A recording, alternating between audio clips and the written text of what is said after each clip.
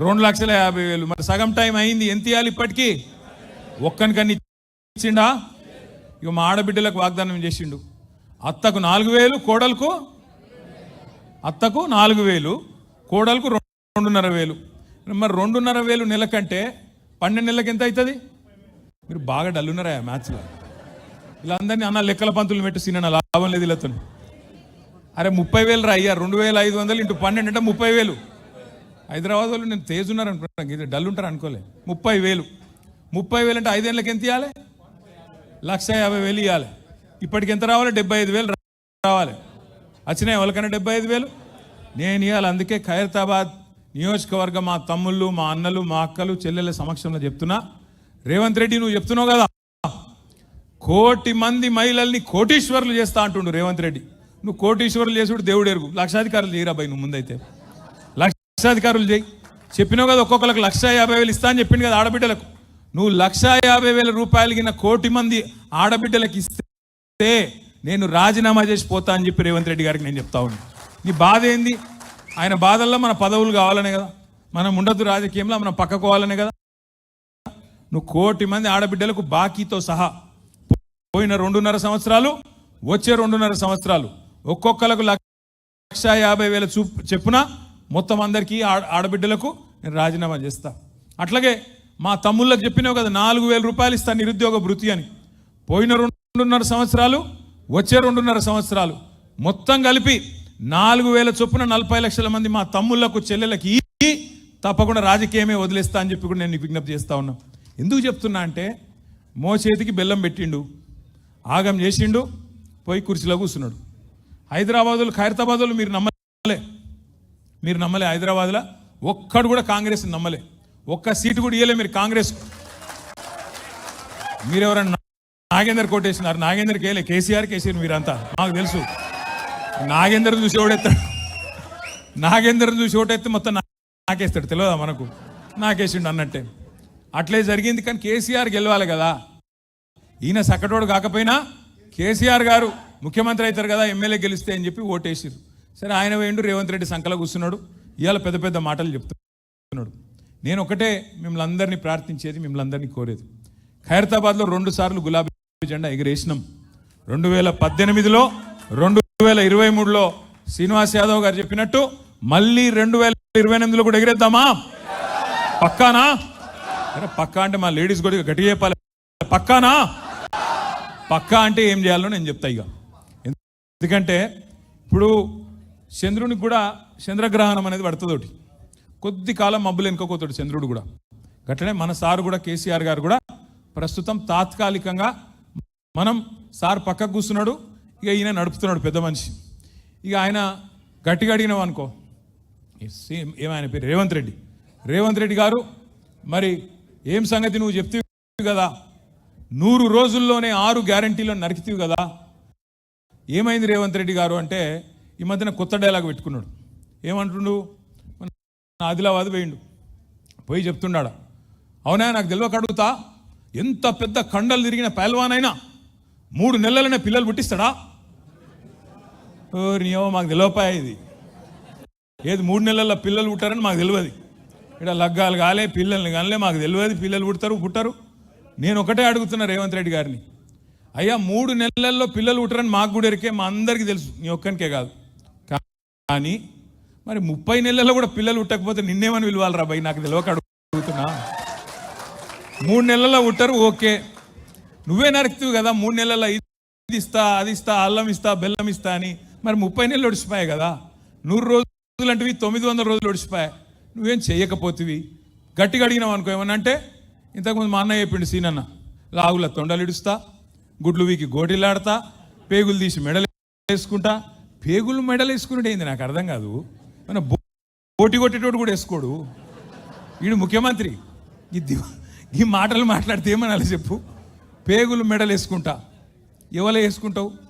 చూసినాం నిన్న ఎంత దుర్మార్గుడు అంటే, సొంత పార్టీలోనే వెన్నుపోటు ఓడిచిండు. ఒక ఆమె ఉండే పాపం పెద్ద మనిషి, మీనాక్షి నటరాజన్ అని, కొద్దిగా నిజాయితీ గల మనిషి, రాహుల్ గాంధీ నమ్మినబ్బంటు. ఆమెను వీడు లంగున్నాడు, జర చూడు అని చెప్పి పంపించిండు రాహుల్ గాంధీ. ఆమె కొద్దిగా చూసింది, వీడు భూములు అమ్ముకుంటాడు, కాంట్రాక్ట్లు అమ్ముకుంటాడు, వీడు నిజంగానే లంగున్నాడు అని పోయి రాహుల్ గాంధీకి చెవులు చెప్పింది. పగబట్టిండు మనోడు. పగబట్టి ఎట్లన్నా చేసి సందు దొరికినప్పుడు చెప్పాలని చెప్పి ఓ దొంగ కేసు పెట్టించిండు హైదరాబాద్లో. ఆమెకు తెలియని కూడా తెలియదు పాపం కేసు ఉందని. ఆమె పోయి ఏం చేసింది, అక్కడెక్కడో మధ్యప్రదేశ్లో ఎలక్షన్, రాజ్యసభ ఎలక్షన్కు నామినేషన్ ఇచ్చింది. వీడెంత లంగా అంటే ఆమె మీద పగబట్టిండు కదా. ఈ కేసు ఉన్న విషయం బీజేపీ వాళ్ళకి చెప్పిండు. బీజేపీ వాళ్ళు పోయి ఎలక్షన్ కమిషన్కి షికాయత్ చేసారు. పాపం ఆమెకు రాజ్యసభ రాకుండా చేసిండు. ఓ గసంటోడు. అంటే వేరే వాళ్ళకి శటకోపం పెట్టుడు కాదు, సొంత పార్టీ వాళ్ళకి కూడా గుండు కొట్టిండు శటకోపం పెట్టిన లంగా రేవంత్ రెడ్డి. అందుకే నేను మీకు చెప్పేది, గతంలో కూడా చెప్పినా మళ్ళీ కూడా చెప్తున్నా, ఇసొంటి వాళ్ళని నమ్ముకొని మనం తెలంగాణను ముందుకు తీసుకుపోతామంటే కుక్కతోక పట్టుకొని గోదావరి ఇదినట్టే ఉంటుంది. అది అయ్యే పని కాదు. ఇంకో 2 ఏళ్ళు కాకపోతే భరించాలి. ఏం చేస్తాం? ఒక తప్పుకు శిక్ష 5 ఏళ్ళు, ఒక తప్పుడు నిర్ణయానికి శిక్ష 5 ఏళ్ళు తప్పది. కానీ బాధపడే అవసరం లేదు, భయపడే అవసరం లేదు. మన నాయకుడు కేసీఆర్ గారు బ్రహ్మాండంగా మంచి ప్రణాళికలు రూపొందిస్తూ ఉన్నాడు. మాకు ఆదేశం ఇచ్చిండు, నాకు, శ్రీనివాస్ యాదవ్ గారికి, శ్రవణ్ గారికి. ఇవాళ ఎవరైతే ఎమ్మెల్సీలు ఎమ్మెల్యేలు ఉన్నామో ఒకటే మాట చెప్పిండు కేసీఆర్ గారు. ఏం చెప్పినాడంటే, గుర్తు చేయండి హైదరాబాద్ ప్రజలకి 2014 ముందు ఎట్లుండే కరెంటు పరిస్థితి, ఎంత ఘోరంగా ఉండే కేసీఆర్ రాకముందు ఒక్కసారి యాద్ చేయండి. ఆ రోజుల్లో 2014 ముందు కాంగ్రెస్ ప్రభుత్వం ఉన్నప్పుడు ఎంత ఘోరంగా ఉండే కరెంట్ అంటే, ఎండాకాలం వచ్చిందంటే ఎక్కడ కూడా కనీసం పంక తిరిగే పరిస్థితి లేదు. మధ్యాహ్నం ఓ 10 నిమిషాలు పొద్దంతా పనిచేసి 10 నిమిషాలు కునుకుదిద్దాం పండుకుందాం అంటే కూడా ఇంట్లో పంక తిరగదు. ఇన్వర్టర్ అన్న పెట్టుకోవాలి, లేకపోతే అపార్ట్మెంట్ల కింద జనరేటర్ అన్న ఉండాలి. ఆ జనరేటర్ డీజిల్ గబ్బుతోని అపార్ట్మెంట్ అంతా ఆగం కావాలి తప్ప ఆనాడు కరెంటు కూడా దిక్కులేదు హైదరాబాద్లో 2014 ముందు. మనకి ఇళ్లలోనే కాదు, పరిశ్రమలు నడుపుదామంటే కార్మికులు ఎవరైతే పనిచేస్తారో అక్కడ వారానికి 3 రోజులు పరిశ్రమ యజమానులు సెలవు ప్రకటిస్తుండే, హాలిడే ప్రకటిస్తుండే, ఇండస్ట్రియల్ హాలిడే. 3 రోజులు వారంలో, 4 రోజులే పరిశ్రమలు నడిచే పరిస్థితి. అట్లాంటిది కేసీఆర్ గారు వచ్చినాక 6 నెలల లోపలనే 24 గంటల కరెంటు హైదరాబాద్కు మళ్ళీ తిరిగి పరిచయం చేసిన నాయకుడు మన నాయకుడు కేసీఆర్ గారు. అదే స్ఫూర్తితోని మీకు చెప్పమన్నాడు. నాకు, శ్రీనివాస్ యాదవ్కు కేసీఆర్ గారు చెప్పినారు. ఏం చెప్పిండు?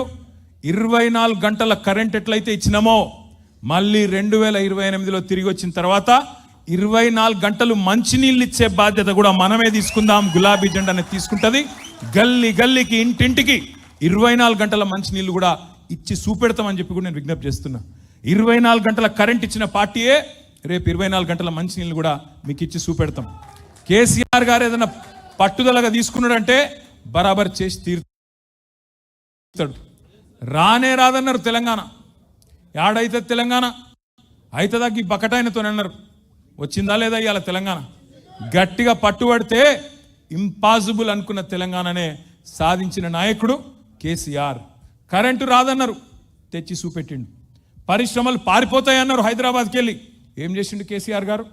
3 లక్షలు ఉండే ఉద్యోగాలు ఐటీలో 3,23,000 ఎక్కడికెళ్ళి ఎక్కడ తీసుకుపోయిండు? 10 ఏళ్లలో 3,23,000 వెళ్ళి 10 లక్షల ఉద్యోగాలకు తీసుకుపోయిండు కేసీఆర్ గారు ఐటీ రంగంలో మన పిల్లల కోసం.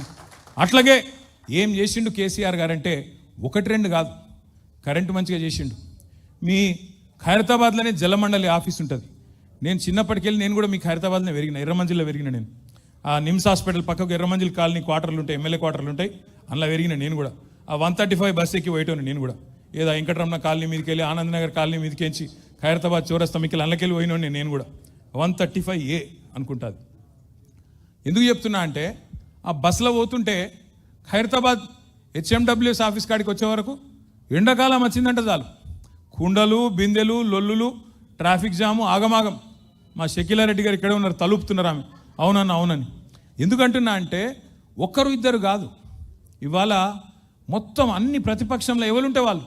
కాంగ్రెస్ అధికారంలో ఉంటే టీడీపీ ధర్నాలు, టీడీపీ అధికారంలో ఉంటే కాంగ్రెస్ ధర్నాలు. జలమండలి ఆఫీస్ ముందు కుండలు, బిందెలు, వాటర్ ట్యాంకర్ల కాడ లైన్లు. ఇది హైదరాబాద్ పరిస్థితి 2014 మున్పు. కానీ కేసీఆర్ గారు వచ్చినాక మంచినీళ్ళ వసతి మంచిగా చేసి గరీబోళ్లకు 20,000 లీటర్లు ఉచితంగా ఇచ్చిండా లేదా? ఇచ్చిండా లేదా? 20,000 లీటర్లు. మనం ఉన్నప్పుడేమో 20,000 లీటర్లు ఫ్రీగా ఇచ్చినాం. ఇప్పుడు ఈయన వచ్చినాక 20,000 లేవు, అవి లేవు, అసలు నీళ్ళే ఎత్తలేవు. ట్యాంకర్లు ఎమ్మడం మళ్ళీ తిరిగే పరిస్థితి మళ్ళీ వచ్చింది. కనీసం మంచిగా చేసిన వాటిని కూడా కాపాడుకునే తెలివి లేదు ఈ కాంగ్రెస్ ప్రభుత్వానికి. కరెంటు చక్కగిస్తలేరు, మంచినీళ్ళు చక్కగిస్తలేరు. కేసీఆర్ గారి నాయకత్వంలో గరీబోళ్ళకు సౌలత్ ఉండాలని చెప్పి మనం రాకమునుపు స్వాతంత్రం వచ్చిన కాడ నుంచి మొన్నటి దాకా 2014 దాకా హైదరాబాద్లో పెద్ద దవాఖానా అంటే ఉస్మానియా కోవాలి, గాంధీ కోవాలి, లేదంటే మీకు హైదరాబాద్లో నిమ్స్. ఈ మూడు ఏది కూడా కాంగ్రెస్ వాడు కట్టలే. మూడు నిజాం కట్టినే. నిజాం నవాబు కట్టిండి అప్పట్లో.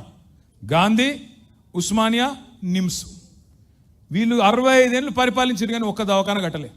అదే కేసీఆర్ గారు ఒకటి కాదు, రెండు కాదు, 4 టిమ్స్ హాస్పిటల్ కట్టిండు. TIMS Telangana institute of medical sciences. ఒకటి ఇక్కడనే సనత్ నగర్లో నేను మన సీనన్న మొన్న పోయి చూసి వచ్చినాం. అది ఎంత అలీషాన్ ఉందంటే మీరు పరిశాన్ అవుతారు చూస్తే. ఇప్పుడు గిడ మన పార్టీ ఆఫీస్కి వచ్చినప్పుడు ఈ మూల మీద ఎన్టీ రామారావు గారి శ్రీమతి పేరు మీద, బసవ తారకం గారి పేరు మీద ఇక్కడ క్యాన్సర్ దవాఖాన ఉంటుంది. ఆ క్యాన్సర్ దవాఖాన కాడ చూస్తే బాధ అనిపిస్తుంది. లోపల పేషెంట్లు ఉంటారు, మొత్తం అలా అటెండెంట్లు అందరూ వాళ్ళ కోసం వచ్చిన వాళ్ళంతా రోడ్ల మీదే ఉంటారు. మా అమ్మ నాయన మేమందరం ఉండేది గాడిని గిదే పక్కనే మీ వెంకటేశ్వర కాలనీలో ఉంటాం. వాళ్ళు మా అమ్మ నాయన చూసేది ఎప్పుడు చూసారే ఇది ఏంది రోడ్ల మీద వండుడైంది, ఈ ఫుట్పాత్ల మీద ఉండుడైంది అని బాధతోని ఒకరోజు బాలకృష్ణ గారు వస్తే ఆ క్యాన్సర్ హాస్పిటల్కి ఏదో ట్యాక్స్ రిలీఫ్ కావాలని వచ్చిండు బాలకృష్ణ గారు. కేసీఆర్ గారే చెప్పి తమ్ముడు నువ్వు కట్టు, వాడు ఉండేటోళ్ళకు కూడా ధర్మశాలలు కట్టు అని చెప్పి జాగిప్పించి బ్రహ్మాండంగా ధర్మశాలలు కూడా కట్టించడమే కాకుండా అక్కడ కట్టించడే కాదు, ఇలా కొత్తగా కట్టిన టిమ్స్ హాస్పిటల్లో 1000 పడకల ఆసుపత్రి, ఒక్కొక్కటి 1000 పడకలతో పాటు అక్కడ ఉండే అటెండెంట్స్ కోసం కూడా 200 బెడ్లు సపరేట్గా ధర్మశాల కట్టించిన నాయకుడు కేసీఆర్ గారు. అంటే ఎంత ఆలోచన ఉండాలి ఒక ముఖ్యమంత్రికి, ఎంత సోయి ఉండాలి. అట్లా రోడ్ల మీద ఉండేది పాపం వాళ్ళు ముందే అవస్థలు ఉన్నారు అని చెప్పి బాధతో కట్టించిండు. అదొక్కటే కాదు, మీ బస్తీలల్లా మీరు ఆడుకోబోయే అవసరం లేకుండా, ప్రైవేటుల కాడికి పోయి ఆగమయ్యే అవసరం లేకుండా డాక్టర్ల కాడికి బస్తీ దవాఖానాలు 350 బస్తీ దవాఖానాలు పెట్టిండు కేసీఆర్. మీకు చిన్న చిన్న ప్రాబ్లమ్స్ ఉంటాయి, అవుతాయి, సర్దులు అవుతాయి, దగ్గులు అవుతాయి, జ్వరం వస్తుంది, రాదా వస్తాయి. వచ్చినప్పుడు మళ్ళీ ఏదో డాక్టర్ కాడ పోయి 200 రూపాయలు 300 రూపాయలు మీరు కట్టుకునే అవసరం లేకుండా బస్తీ దవాఖానాలు పెట్టించి 350 బస్తీ దవాఖానాలు పెట్టించిన నాయకుడు కేసీఆర్. హైదరాబాద్లో వైద్యం కోసం పెద్ద దవాఖానాలు అయితే టిమ్సు,